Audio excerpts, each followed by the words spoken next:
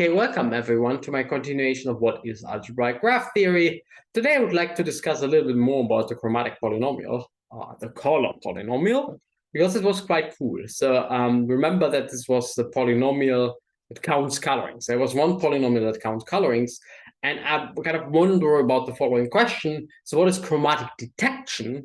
Meaning, can the chromatic polynomial detect graphs? So are graphs essentially determined by their colorings? Kind of the same type of question. So are graphs determined by their number of colorings? The obvious answer is no, and we'll discuss what is going on here. Anyway, as a reminder, three coloring. So a coloring is really just to give each vertex a color and adjacent vertices. So here my blue one has adjacent vertices that have different colors, so a red one, and a green one. And so the number of colorings you need is the number of colorings you need. And the chromatic polynomial, the color polynomial, was this fabulous polynomial where you just plotted the number of colorings for each k, and there will be the one polynomial that goes through all of them. That's a chromatic polynomial.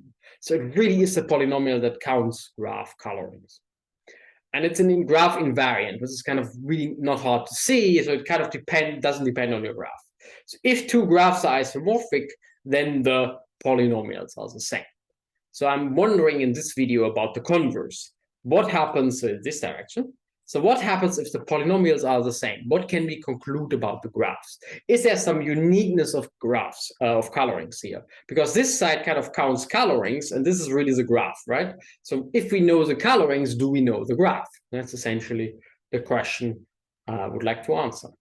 And the obvious answer is, of course not, but maybe we could say a little bit more. So here is my of course not example. So all of these graphs have 24 three colorings, and they essentially have the same colorings in general. I just focused on three colorings, and actually all of them have the same chromatic polynomial. So different graphs, as you can see. So let's count colorings. So roughly how my counting works is, let's do it for this graph. It works kind of the same for all of them. I see this little triangle here, and I want to count three colorings, and every triangle just has, as soon as I fix a vertex, right, I fix my vertex here to be green, which was a choice out of three. I could have done all the three other colors. Then the other two can be just permuted, but I need to put a purple and blue here, but they can be permuted. So I have 3 times 2 options to color the triangle itself. And that's the same everywhere. So this triangle is 3 plus 2 options. This triangle is 3 times 2 options. I could also just say 6 instead of 3. It's 3 plus 2, 3 times 2. Let me just say 6. So there are 6 options, right? So the choice of the first vertex, color, and then you still have to swap for the remaining ones. Okay, what about the remaining vertices? Well, since this is now fixed, and this is now fixed as well, I have 2 more choices here, and I have 2 more choices here. So it's 3 times 2 times 2 times 2, which, if I haven't miscounted, should be the number 24, right? 3 times 2 times 2 times 2 is hopefully 24. And the count works for all of them in the same way. So this one here, again, you have 2 here, 2 here.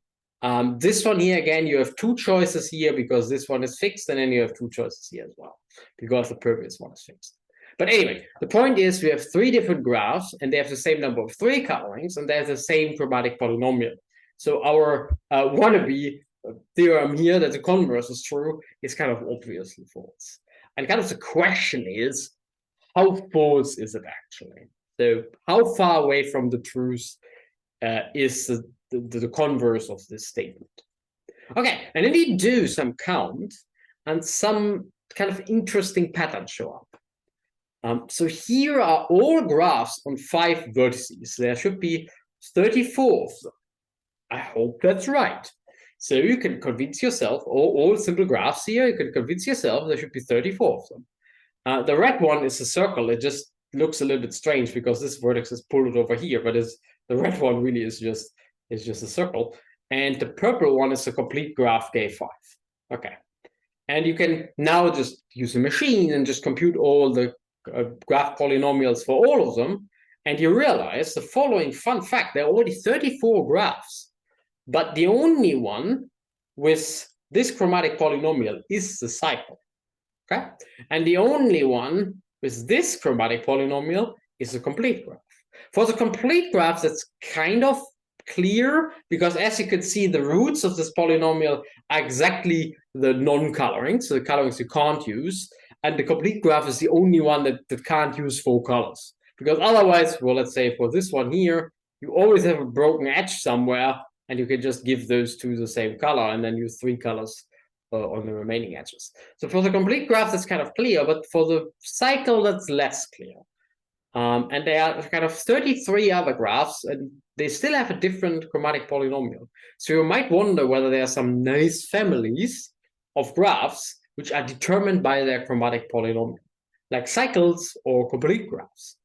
And it turns out that there are quite a few classes. I'm not going to repeat all of them. It's kind of a huge area of research, but there are cycles and what is called the Turan graph. Turan graph, and we're not going to define them, but they are chromatically unique.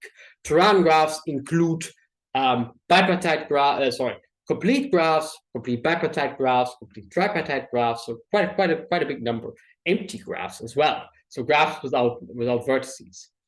Kind of strange terminology here. The empty graph just has vertices without edges, okay? So if I say empty graphs, I mean graphs without edges.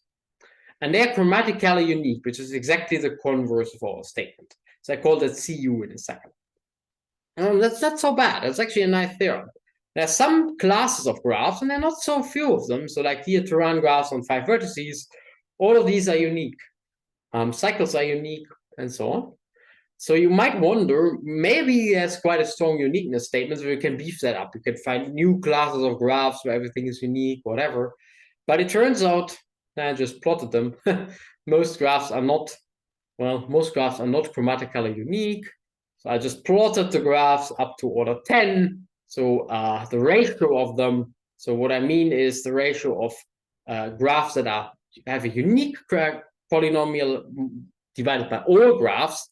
And as you can see, this ratio goes to 0 pretty quickly. So it starts off at 100%. So all graphs with 3. All graphs with 3 vertices have a unique polynomial. It's kind of not hard to see, and then it drops pretty quickly. Right? So there are a lot of families of graphs which are chromatically unique, but in the end, essentially no graph is determined by its coloring. I haven't seen a formal statement. This is kind of a computer verification if you want. So if anyone knows a formal statement, I would like to see that actually. Anyway, I hope you enjoyed this video, and I also hope to see you next time.